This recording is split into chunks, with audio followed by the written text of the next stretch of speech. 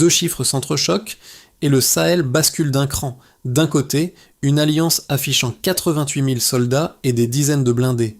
De l'autre, près de 40% du territoire burkinabé demeure disputé comme une frontière intérieure invisible qui coupe le pays en deux. Pour qui suit Ibrahim Traoré et les nouvelles du Burkina Faso, l'enjeu dépasse la carte des combats. Ce contraste annonce-t-il une trajectoire durable ou seulement une fenêtre tactique que les sanctions, l'isolement et les rivalités politiques refermeront? Si elle tient, l'alliance redessinera l'équilibre régional. La promesse de cette analyse est volontairement précise. Il ne s'agit ni de célébrer une alliance militaire, ni d'annoncer son échec programmé, mais de comprendre ce qu'elle change réellement. Au-delà des déclarations et des postures politiques. En suivant pas à pas la dynamique enclenchée par l'Alliance des États du Sahel, le lecteur peut distinguer ce qui relève d'un gain opérationnel mesurable et ce qui constitue un risque structurel encore mal perçu. Le bénéfice est concret. En quelques minutes, savoir où se situe la frontière entre amélioration tactique et fragilité stratégique durable.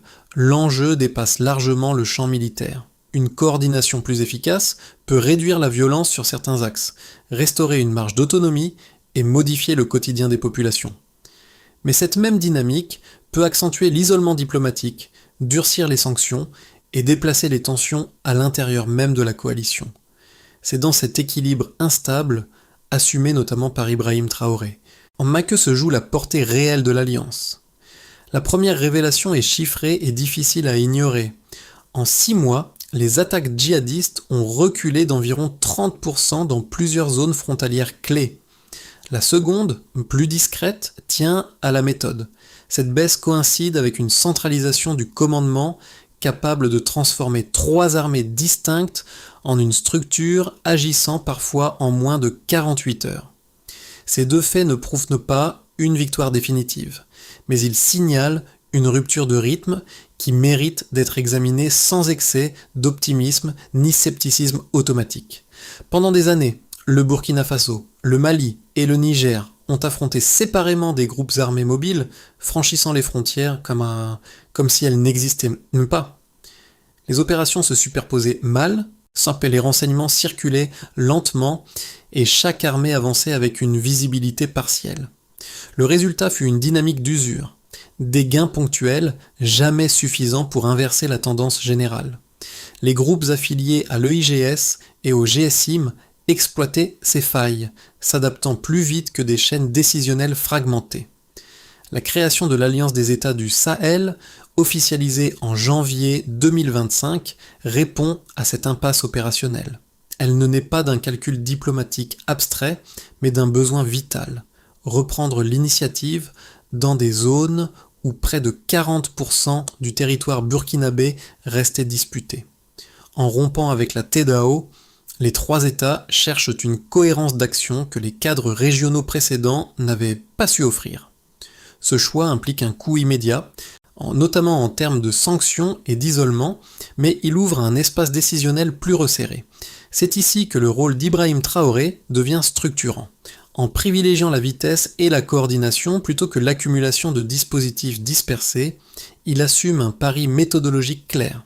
La question centrale n'est donc plus de savoir si l'alliance peut frapper plus fort, mais si cette accélération peut durer sans fissurer la cohésion politique qui la rend possible.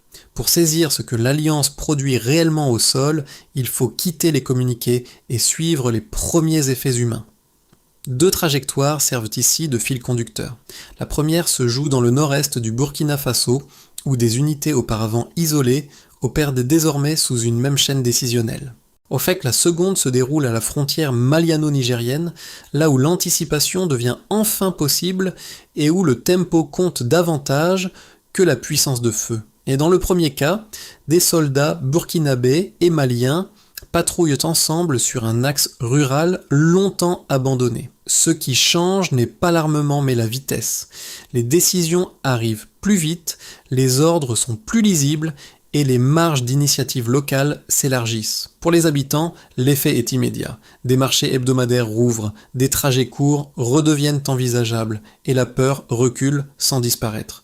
Le bénéfice reste fragile, mais il est perceptible au quotidien. Dans le second cas, le partage du renseignement permet d'identifier un déplacement de combattants affiliés au GSIM avant qu'une attaque ne soit lancée. L'opération conjointe évite l'effondrement d'un poste militaire et, surtout, l'ouverture d'un corridor dangereux entre les trois pays. Avant l'Alliance, cette information serait restée fragmentée et trop tardive pour être utile. Ces impacts précoces s'inscrivent dans une vision assumée par Ibrahim Traoré, qui privilégie la coordination et la rapidité plutôt que la dispersion des moyens. Le personnage guide n'est donc pas seulement un chef d'État, mais un choix de méthode. En bref, quand le rythme change, la perception de la sécurité change aussi.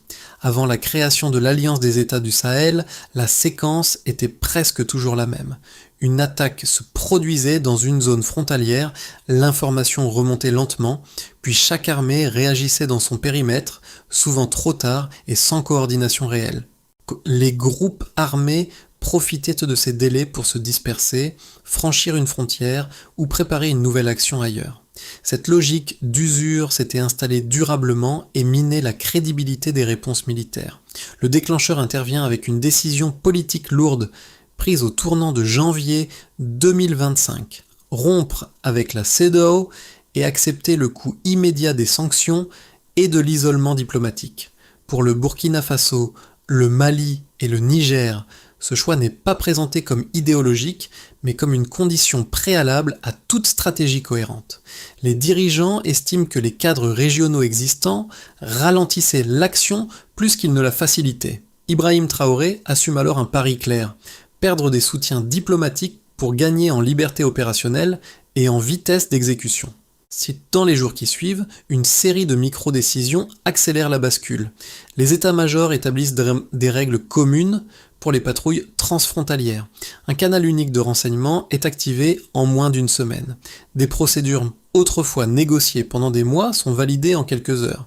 Ce moment passe presque inaperçu à l'extérieur, mais il modifie profondément la mécanique interne des opérations conjointes.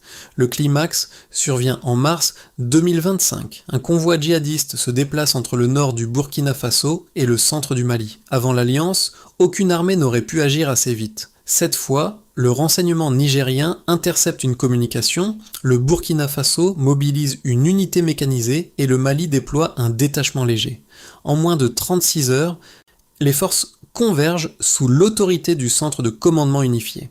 L'opération empêche l'installation d'une base temporaire qui aurait servi de plateforme à plusieurs attaques. Pour les observateurs, c'est la première démonstration publique de la nouvelle vitesse opérationnelle. Les répliques ne tardent pas. À partir d'avril, plusieurs routes rurales autrefois coupées sont rouvertes. Les déplacements internes au Burkina Faso diminuent d'environ 20% dans certaines zones stabilisées. Les attaques chutent d'environ 15% sur des axes sensibles. Ces signaux nourrissent un sentiment prudent de regain de contrôle. Mais les ondes de choc sont aussi politiques. Le Mali conteste certaines répartitions logistiques. Le Niger questionne l'équilibre du commandement, perçu comme favorable à Ouagadougou. Et les chancelleries occidentales durcissent leur ton et élargissent les sanctions. En parallèle, les groupes armés testent de nouveaux axes, cherchant les failles d'une structure encore jeune. La dynamique devient double. Sur le terrain, l'alliance gagne en efficacité et en crédibilité. En arrière-plan, les tensions internes et externes s'accumulent. Chaque succès tactique accroît la pression sur la cohésion politique, et chaque victoire rend l'échec potentiel plus coûteux. La ligne de base est claire et sert de point de départ. Avant la mise en place du commandement unifié, les zones frontalières du Burkina Faso et du Mali connaissaient un niveau d'attaque djihadiste relativement stable depuis près de 3 ans. Les opérations transfrontalières étaient rares, lentes et souvent limitées par des chaînes hiérarchiques ou parallèles. En 6 mois, après l'entrée en fonctionnement du dispositif, voulu et assumé politiquement par Ibrahim Traoré, ce paysage commence à se modifier de manière mesurable. Premier indicateur, la violence armée. Dans plusieurs zones frontalières clés, les attaques ont reculé d'environ 30%. Ce chiffre ne signifie pas une disparition de la menace, mais un changement de rythme. La baisse traduit surtout une capacité nouvelle à perturber les mouvements des groupes affiliés à l'EIGS et au GSIM en réduisant leur liberté de circulation et leur possibilité d'implantation temporaire. Autrement dit, l'Alliance n'élimine pas l'adversaire, mais elle l'oblige à se disperser et à réagir sous contrainte. Cette contrainte modifie la fréquence des attaques plus que leur nature. Deuxième indicateur, les déplacements internes de population. Au Burkina Faso, une diminution d'environ 20% des déplacements forcés est observée dans les zones considérées comme stabilisées. Ce chiffre doit être interprété avec prudence. Il n'indique ni un retour massif, ni une normalisation durable. Il marque toutefois un seuil psychologique franchi. Certains habitants estiment que le niveau de sécurité est suffisant pour tenter des retours partiels, reprendre des activités agricoles ou rouvrir des marchés locaux. La perception de la sécurité, même fragile, devient ici un facteur mesurable et influence directement les comportements économiques et sociaux. Troisième indicateur, l'intensité de la violence résiduelle. Dans certaines régions sous contrôle opérationnel de l'Alliance, les incidents violents diminuent d'environ 15%. Cette baisse est plus modeste, mais elle révèle un effet précis. Les opérations conjointes perturbent les routes logistiques des groupes armés, compliquant l'acheminement de combattants et de ressources. Les commandants sur le terrain notent que ces résultats dépendent fortement de la continuité des efforts et de la fluidité du renseignement partagé. La moindre rupture dans la coordination réduit immédiatement cet avantage. Ces trois métriques dessinent une tendance cohérente. Avant l'Alliance, coordonner une intervention transfrontalière prenait souvent plusieurs jours. Désormais, les forces des trois pays peuvent redéployer des unités mécanisées en moins de 48 heures. Le partage d'informations, autrefois entravé par la méfiance ou l'absence d'outils communs, devient une pratique régulière. Un canal unique agrège désormais observations aériennes, des interceptions radio et rapports des postes frontaliers, réduisant délais et erreurs. Cependant, ces preuves quantitatives ont des limites. Les groupes djihadistes conservent une forte capacité d'adaptation. Ils se fragmentent, se déplacent vers des zones moins surveillées, puis tentent de se regrouper ailleurs. Plusieurs zones rurales demeurent instables, notamment dans les confins entre les trois pays, où la présence de l'Alliance reste intermittente. Les chiffres montrent une amélioration réelle mais conditionnelle. Ils confirment une chose essentielle. La structure fonctionne mieux qu'avant, sans garantir encore sa solidité à long terme.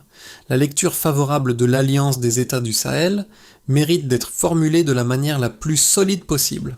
Si aucun cadre régional précédent n'avait permis d'endiguer durablement l'expansion des groupes djihadistes opérant à cheval sur plusieurs frontières. La centralisation du commandement, le partage du renseignement et l'intégration des capacités terrestres et aériennes offrent enfin une réponse cohérente à un problème structurellement transnational. Dans cette perspective, unir le Burkina Faso, le Mali et le Niger relève moins d'un choix politique que d'une nécessité opérationnelle.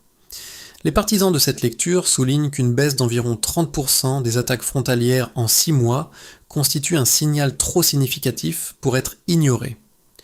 Le retrait de la CEDEAO et l'acceptation des sanctions seraient alors le prix à payer pour restaurer une autonomie stratégique réelle. La lecture critique, pour être crédible, doit être tout aussi rigoureuse. Elle pointe des risques structurels susceptibles de neutraliser les gains tactiques observés. Une alliance militaire n'efface pas les divergences politiques. Les priorités sécuritaires diffèrent, les capacités logistiques sont inégales et la question du leadership demeure sensible. Le poids du Burkina Faso dans la structure de commandement nourrit des inquiétudes à Bamako et à Niamey qui redoutent une asymétrie durable dans la prise de décision. À cela s'ajoute la dépendance croissante envers des partenaires extérieurs non occidentaux, perçus comme un facteur d'isolement diplomatique et de vulnérabilité économique accrue. Pour les critiques, les groupes affiliés à l'EIGS et au GSIM conservent suffisamment de zones d'influence pour exploiter la moindre fissure. Si la réponse la plus robuste ne tranche pas idéologiquement, elle s'appuie sur les faits observables. L'Alliance produit des résultats tactiques mesurables, mais ces résultats restent conditionnée à une cohésion politique encore incomplète. La performance militaire est réelle, la gouvernance commune demeure fragile. Autrement dit, le succès opérationnel ne garantit pas la durabilité stratégique. Ce point d'équilibre est décisif. Tant que la coordination compense les divergences, l'alliance progresse. Si les tensions internes prennent le dessus, elles peuvent annuler rapidement les gains accumulés. Jusqu'ici, la dynamique semblait presque linéaire. Coordination accrue, baisse mesurée de la violence, regain de mobilité sur certains axes. Pourtant, à mesure que l'efficacité militaire progresse, une tension plus profonde apparaît. La structure qui permet d'agir vite devient aussi celle qui concentre les frictions. Ce basculement marque un milieu de récit où la réussite tactique cesse d'être uniquement un atout. Le cœur du changement tient à l'architecture du commandement unifié.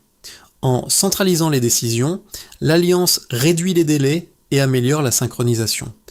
Mais cette centralisation rend aussi les déséquilibres plus visibles. Les arbitrages sont plus rapides, donc plus exposés.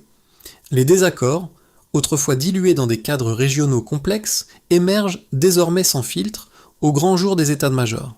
C'est ici que le rôle d'Ibrahim Traoré prend une dimension différente. Son impulsion a permis l'accélération initiale, mais elle place aussi le Burkina Faso au centre d'un système où chaque décision est observée, interprétée et parfois contestée par ses partenaires.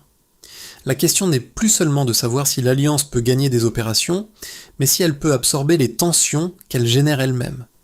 Ce paradoxe stratégique change la lecture de l'ensemble. Plus l'alliance fonctionne, plus la cohésion doit être entretenue activement. Sans ce travail politique constant, la force collective risque de devenir son principal point de fragilité. Les effets de l'Alliance des États du Sahel se lisent différemment selon les acteurs concernés.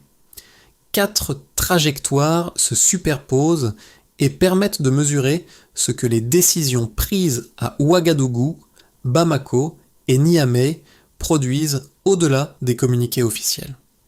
Pour les populations locales, le changement est d'abord perceptible dans le quotidien. Dans plusieurs zones rurales du Burkina Faso, comme la baisse d'environ 30% des attaques frontalières se traduit par des signes simples mais décisifs. Des marchés hebdomadaires rouvrent, des déplacements courts redeviennent possibles et les axes secondaires retrouvent une activité minimale. La diminution d'environ 20% des déplacements forcés dans certaines zones stabilisées marque un seuil psychologique important. Elle ne signifie pas un retour définitif à la normalité, mais elle indique que la perception du risque a évolué. Ce répit reste fragile et réversible, mais il modifie déjà les comportements. Pour les acteurs économiques, notamment les petites entreprises agricoles et commerciales, l'Alliance crée une fenêtre d'opportunité étroite. La sécurisation partielle de certains corridors permet de relancer des circuits interrompus depuis des mois. Les échanges locaux reprennent, les revenus augmentent légèrement et des activités informelles redeviennent viables. Toutefois, cette amélioration se heurte rapidement à des limites structurelles. Les sanctions économiques et l'isolement diplomatique freinent l'accès au financement, tandis que la dépendance envers quelques partenaires extérieurs entretient une incertitude persistante sur la stabilité à moyen terme. Pour les appareils d'État, les conséquences sont plus techniques, mais tout aussi déterminantes. La centralisation du commandement renforce la réactivité, simplifie les chaînes décisionnelles et améliore le partage du renseignement. Les officiers soulignent la capacité nouvelle à agir en moins de 48 heures sur des menaces transfrontalières. En contrepartie, les tensions internes s'exacerbent. Le poids du Burkina Faso dans la structure, assumé politiquement par Ibrahim Traoré, suscite à la fois adhésion et réserve chez ses partenaires. Cette friction institutionnelle devient un enjeu stratégique à part entière. À l'échelle régionale et internationale, l'Alliance modifie l'architecture sécuritaire du Sahel. Elle crée un pôle militaire autonome, observé avec prudence par les États voisins. Sur la scène globale, les puissances occidentales répondent par des sanctions et des pressions diplomatiques, tandis que la Russie, la Chine et la Turquie renforcent leur présence. Cette polarisation repositionne le Sahel dans un rapport de force élargi, multipliant simultanément les opportunités et les vulnérabilités. Ces 4 lectures convergent vers un même constat. Les bénéfices sont réels, mais conditionnels. Il repose sur une cohésion encore fragile, sans laquelle les avancées observées pourraient s'éroder rapidement. À horizon de 6 à 12 mois, l'alliance des États du Sahel évolue dans un couloir étroit, où 3 trajectoires restent plausibles. Aucune n'est certaine, mais chacune prolonge des dynamiques déjà visibles sur le terrain et dans les capitales. Dans le scénario de base, l'Alliance maintient une efficacité militaire suffisante pour contenir la violence sans la faire reculer de manière spectaculaire. Les opérations conjointes se poursuivent, la baisse observée reste modérée mais stable et les tensions internes demeurent sous contrôle sans disparaître. Le Burkina Faso, le Mali et le Niger acceptent des compromis imparfaits sur la répartition des moyens et du commandement. Les sanctions occidentales persistent, mais leurs effets sont partiellement compensés par des partenariats alternatifs. Le terrain demeure fragmenté, toutefois, l'Alliance conserve un avantage opérationnel lié à la vitesse et à la coordination. Dans le scénario optimiste, la structure militaire s'affermit progressivement. Le partage du renseignement devient plus régulier, les procédures communes se stabilisent et plusieurs zones contestées sont neutralisées sur la durée. Les succès tactiques renforcent la confiance entre les 3 capitales, réduisant les frictions politiques internes. Sur le plan diplomatique, un rééquilibrage prudent s'opère. Sans lever les sanctions, certains canaux de dialogue se rouvrent, offrant une marge de manœuvre supplémentaire. Dans cette trajectoire, l'impulsion initiale, portée notamment par Ibrahim Traoré, s'inscrit dans le temps et transforme l'essai en dynamique durable. Dans le scénario pessimiste, les fissures internes s'élargissent, les désaccords sur le commandement et la logistique ralentissent les opérations, tandis que les groupes djihadistes exploitent ces failles pour regagner du terrain. Les sanctions se durcissent, fragilisant davantage les économies locales. La dépendance accrue envers quelques partenaires extérieurs devient un facteur de vulnérabilité géopolitique. L'Alliance perd alors son avantage de vitesse et s'enlise dans un cycle d'usure prolongé. Une recommandation de pensée stratégique s'impose face à ces scénarios. La cohésion interne pèsera davantage que la puissance militaire brute. Si les divergences sont gérées activement, l'Alliance peut consolider ses gains. Si elles sont laissées en suspens, elles risquent de déterminer l'issue plus sûrement que toute victoire tactique. Au-delà des chiffres et des scénarios, l'Alliance des États du Sahel produit des effets qui se ressentent différemment selon les cercles humains concernés. 3 regards permettent donc de comprendre comment cette transformation est vécue, interprétée et parfois contestée. Pour les habitants des zones rurales, l'alliance n'est ni un concept stratégique, ni un débat diplomatique. Elle se mesure à des gestes simples. Sortir de chez soi, cultiver un champ, rouvrir un étal au marché. La baisse relative de la violence crée des respirations, mais jamais une certitude. Chaque rumeur de mouvement armé ravive la peur. Pour ces familles, la stabilité reste conditionnelle, suspendue à la continuité des opérations et à la cohésion des forces déployées sur la durée. Ou dans les centres urbains, une jeunesse connectée observe l'alliance à distance à travers débats publics, analyses et réseaux sociaux. Certains y voient une reconquête de souveraineté longtemps attendue, une capacité retrouvée à décider sans tutelle extérieure. D'autres redoutent un isolement prolongé, synonyme de restrictions économiques, de mobilité réduite et d'opportunités fermées. Cette génération ne juge pas seulement les résultats militaires, mais les perspectives qu'ils ouvrent ou ferment pour son avenir. À l'étranger, les diasporas sahéliennes suivent ces évolutions avec un mélange de fierté et d'inquiétude. L'affirmation d'autonomie politique est perçue comme un symbole fort, mais les sanctions, la polarisation géopolitique et le risque d'un conflit durable pèsent sur les transferts financiers et sur le regard international porté sur leur pays d'origine. Les choix sécuritaires deviennent ainsi des choix de société qui dépassent largement le terrain militaire. Ces 3 cercles partagent un même besoin, de la lisibilité. Ils attendent moins des discours que des signaux stables, capables de transformer un répit fragile en trajectoire crédible. Pour consolider les acquis sans fragiliser l'ensemble, l'Alliance des États du Sahel a besoin d'une feuille de route pragmatique, fondée sur des mécanismes simples, vérifiables et applicables rapidement. L'objectif n'est pas d'ajouter des promesses, mais de réduire les points de friction qui menacent la cohésion interne. Première étape, les ministères de la Fafouin, de la défense des 3 pays peuvent instituer un conseil de commandement à rotation trimestrielle afin de limiter la perception d'asymétrie dans la prise de décision dès maintenant. On suivra ce progrès grâce à l'indicateur suivant. Diminution du nombre de litiges logistiques formellement signalés entre états-majors. Cette rotation vise à transformer la centralisation en outil partagé plutôt qu'en symbole de domination. Deuxième étape, le centre de commandement unifié peuvent définir 3 zones prioritaires avec des règles d'engagement communes et stables dans les 3 prochains mois. On suivra ce progrès grâce à l'indicateur suivant. Temps moyen d'intervention transfrontalière maintenu sous 40 heures. La clarté procédurale devient ici un facteur de confiance autant qu'un levier opérationnel. Troisième étape. Les services de renseignement peuvent harmoniser les formats de données et alimenter quotidiennement une base partagée sécurisée à court terme. On suivra ce progrès grâce à l'indicateur suivant. Proportion d'incidents détectés avant toute action hostile. La prévention devient un indicateur clé de performance collective. Quatrième étape. Les chefs d'État et les diplomaties peuvent diversifier les aides techniques afin d'équilibrer les partenariats extérieurs, On suivra ce progrès grâce à l'indicateur suivant, par des équipements provenant d'un seul partenaire maintenu sous 45%. Sous l'impulsion politique d'Ibrahim Traoré, cette diversification vise à réduire la vulnérabilité géopolitique. Cette feuille de route ferme une boucle ouverte plus tôt. Les gains tactiques peuvent durer à condition que la cohésion devienne une pratique quotidienne et mesurée. Dans la région de Yaga, là où une unité mixte avait rouvert un axe rural longtemps déserté, l'écho de cette première opération continue de résonner.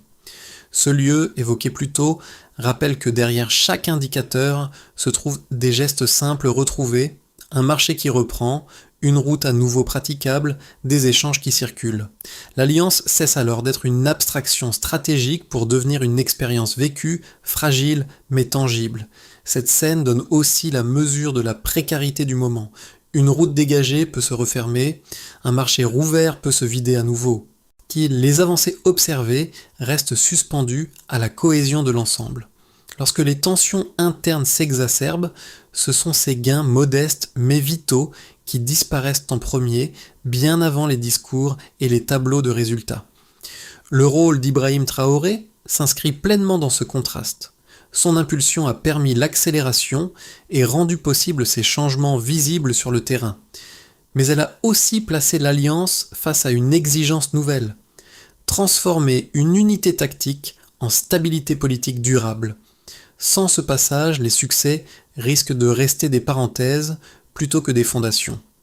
Une phrase s'impose alors comme un clou planté au cœur du récit, une unité fissurée ne protège plus personne. Au terme de ce parcours, une idée s'impose avec clarté. L'alliance des États du Sahel n'est pas seulement une construction militaire.